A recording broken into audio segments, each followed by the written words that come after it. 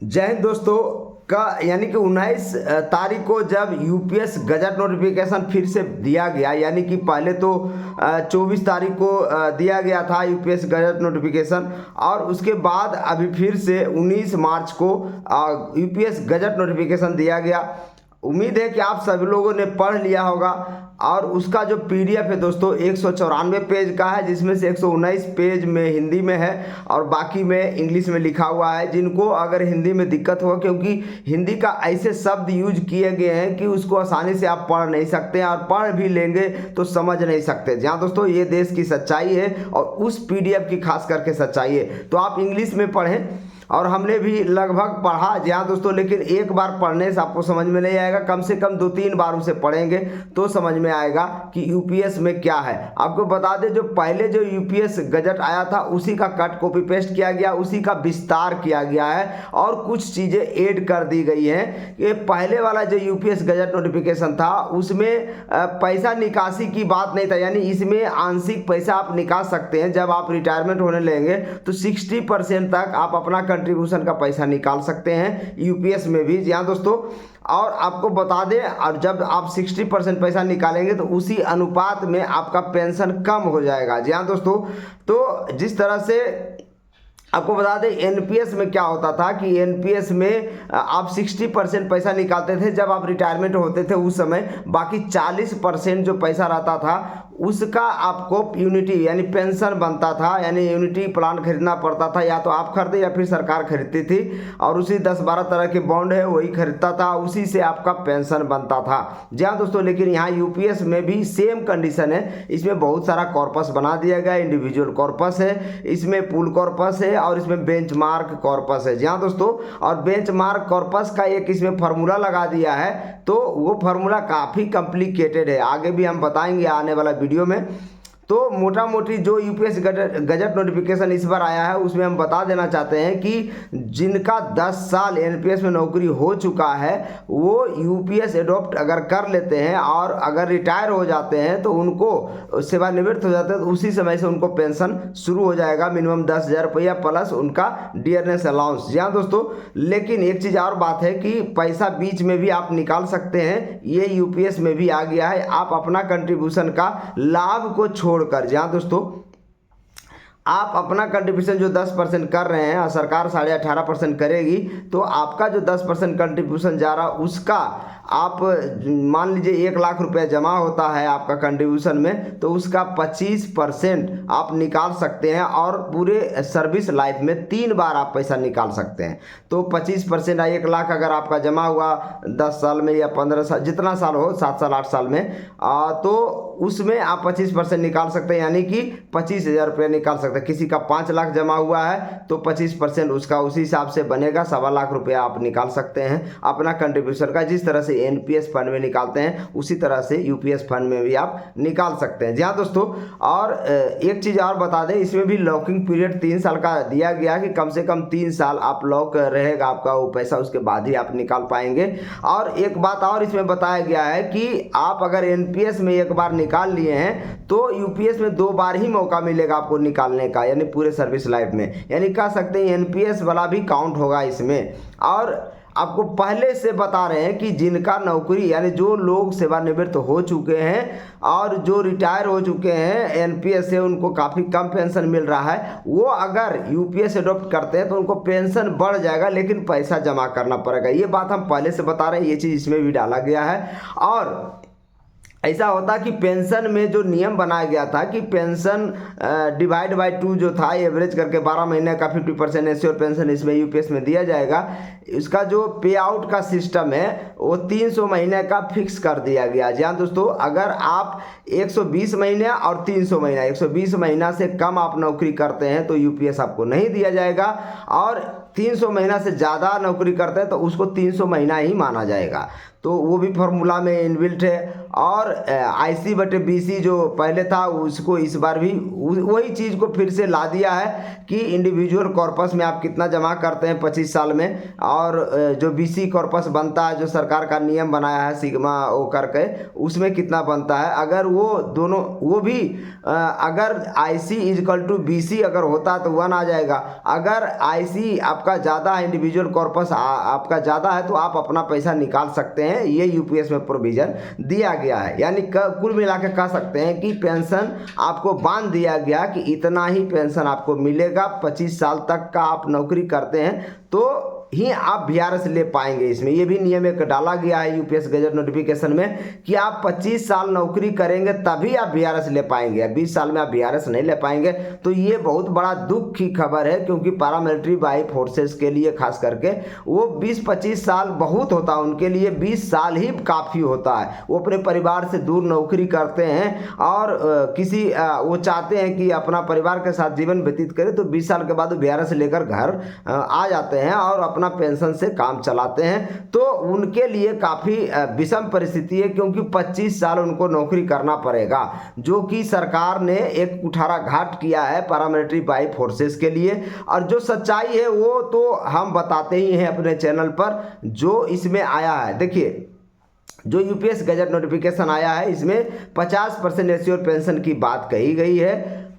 जो family pension की बात है 60%, किसी की मृत्यु हो जाती है तो उसके पति या पत्नी को मिलेगा फिर 60%, उसका पेंशन का 60% पेंशन एश्योर दिया जाएगा। और मिनिमम 10 साल आप नौकरी करेंगे तभी जाके मिनिमम 10,000 रुपया पेंशन दिया जाएगा। उसके ऊपर डियरनेस अलाउंस दिया जाएगा। जी हाँ दोस्तों, ये सब बातें इसमें है। लमसम अमाउंट वही रहने दिया, कोई चेंजिंग नहीं है। आप जो बेसिक और DA आपका लास्ट का होगा उसका 1/10 करना पड़ेगा, इंटू 6 महीने का टर्म को करना पड़ेगा, और 6 महीने का पूरा टर्म होना चाहिए। जी हाँ दोस्तों, अगर आपका मान लीजिए कि 20 साल नौकरी किए, 20 साल 5 महीना नौकरी किए हैं, तो 20 साल 5 महीना को वो 6 महीना नहीं मानेगा, वो बिदुनी 40 टर्म ही मानेगा, 41वां टर्म नहीं मानेगा 5 महीने का। जी हाँ दोस्तों, ये भी इसमें डाला है कि राउंड अप फिगर को हटा देता है, छोड़ देता है, सिर्फ आपका जो कंप्लीट 6 महीना है उसी को इसमें काउंट करता है। इसलिए लमसम अमाउंट जो है किसी भी कर्मचारी का वही लगभग 6 महीना का वेतन के बराबर उसका मिलेगा। जी हाँ दोस्तों, तो ये भी कैलकुलेशन इसमें करके दिखाया है। तो UPS गजट नोटिफिकेशन में एक और खराबी ये कर दिया है कि आप एक बार इसको चूज कर लेते हैं तो आप इसे वापसी नहीं आ सकते हैं, और ये भी बहुत दुख की खबर है, क्योंकि आप एक बार चूज कर लिए। देखिए, एक तो कंपेयर करने का मौका सरकार को देना चाहिए कि उसे NPS में ज़्यादा पैसा है या UPS में ज़्यादा पैसा है, उस हिसाब से वो कैलकुलेट कर ले। सरकार उसको ऑप्शन दे दे कि आप जब आप रिटायर हो उस समय आप UPS ले ले या NPS ले ले। और अभी जो 3 महीने का ही वक्त दिया है कि आपको 1 अप्रैल 2025 से UPS लागू हो जाएगा, और 3 महीना तक आप इसको भर सकते हैं, चाहे तो इसे ऑफलाइन भर लें या फिर ऑनलाइन भर लें। यही मौका सरकार ने दिया 3 महीना के लिए, अप्रैल मई जून, 30 जून तक ये मौका है। कोई कर्मचारी अगर 1 अप्रैल 2025 के बाद ज्वाइन करता है उसके लिए फॉर्म अलग से भरना पड़ेगा, अलग टाइप का फॉर्मेट बनाया गया है। और जो पहले से NPS में कर्मचारी कार्यरत है 2004 के बाद, आपको पता होगा 2004 में अटल बिहारी वाजपेयी ने NPS लागू कर दिया था, जो कि देश के लिए सबसे खराब साबित हुआ अटल बिहारी वाजपेयी का ये डिसीजन। बाकी अटल बिहारी वाजपेयी ने बहुत अच्छे अच्छे काम किए देश के लिए, और उनका नाम भी है पूरे देश भर में। तो उन्होंने एक सबसे खराब काम यही किया था कि सरकारी कर्मचारियों के ऊपर कुल्हाड़ी से वार कर दिया था, यानी NPS लागू कर दिया था। जी हाँ दोस्तों, अब आकर मोदी सरकार ने UPS लेकर चले आए हैं। जी हाँ दोस्तों, लगातार कह सकते कर्मचारियों के साथ ही छेड़छाड़ किया जा रहा है, और 20-22 साल के बाद फिर से UPS लेकर आए हैं, और उस UPS में भी तमाम तरह की कमियां, जबकि टर्म ऑफ रेफरेंस पूरे देश भर से मांगा गया था, पूरे देश भर के डिफेंस डिपार्टमेंट ने अपना टर्म ऑफ रेफरेंस सरकार को दिया था, उसका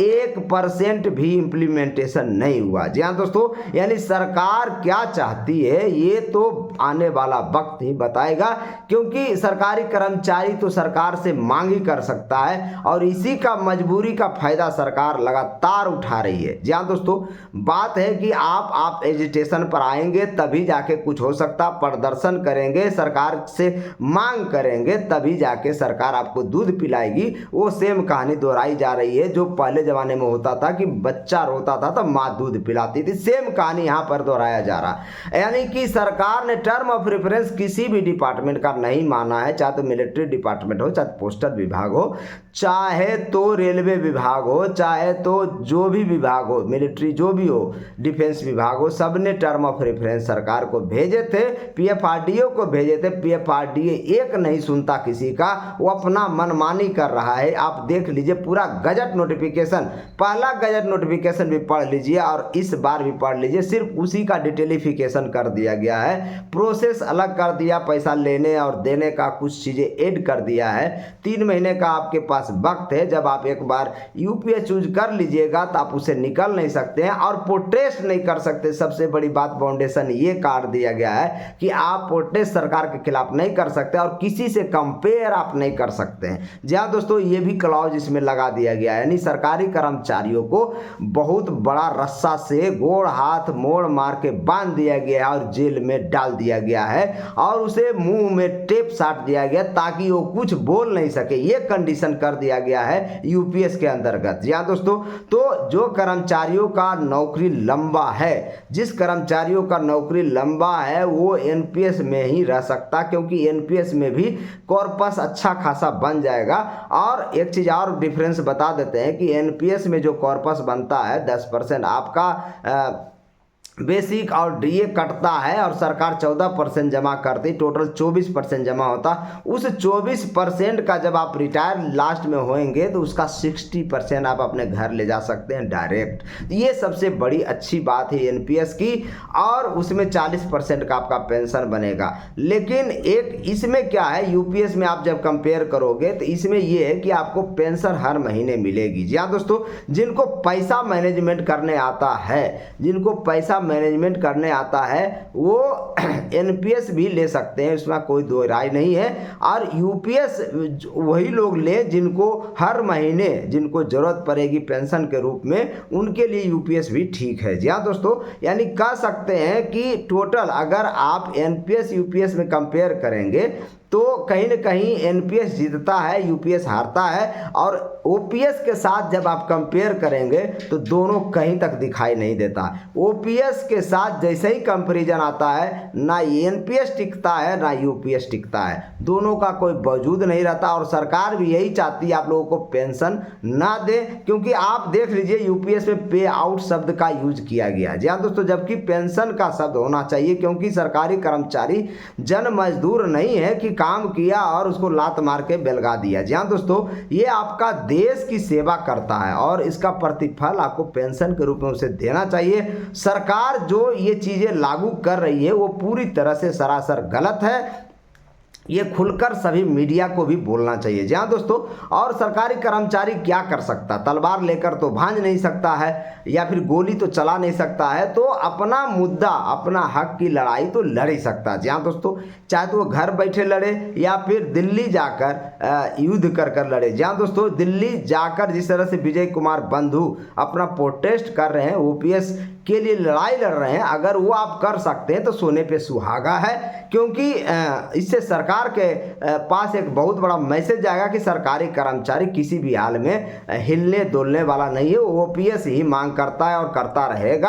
अभी आप देख लीजिए पूरे देश का माहौल ओपीएस मय हो चुका है। देखिए कई लोग कर्मचारियों का कहना है कि सरकार में जितने भी लोग हैं वो सब लोग तो ओपीएस ही ले रहे हैं। जी हाँ दोस्तों, सिर्फ सरकारी कर्मचारियों को यूपीएस एनपीएस का झुंझुना थमा दिया जा रहा है, तो ये सरासर गलत है। कई लोग एमपी का भी ये मानना था, हमने पहले वीडियो में भी बना चुके हैं। हैं। अभी कई जगह संसद में, विधानसभा हो या फिर लोकसभा हो, राज्यसभा हो, सब लोग अपना वेतन बढ़ा ले रहे हैं। इससे किसी भी सरकारी कर्मचारी का कोई दिक्कत और परेशानी नहीं है। लेकिन सरकारी कर्मचारियों के लिए जब पेंशन की बात आती है तो सब लोग मुंह मोड़ लेते हैं। ये सबसे बड़ा दिक्कत की बात है। जी हाँ दोस्तों, देश का दुर्भाग्य है कि जज जो बहुत पैसा उसके पास है, वो लोग भी, जज लोग भी ओपीएस लेता है, और जिनके पास ज़्यादा पैसा वो लोग और भूखे हैं एनपीएस के लिए, ओपीएस के लिए। जी हाँ दोस्तों, यानी कह सकते हैं जो एमपी एमएलए हैं उनके पास तो खुद से पहले से अकूर संपत्ति होता है, आपको पता ही होगा, फिर भी उनको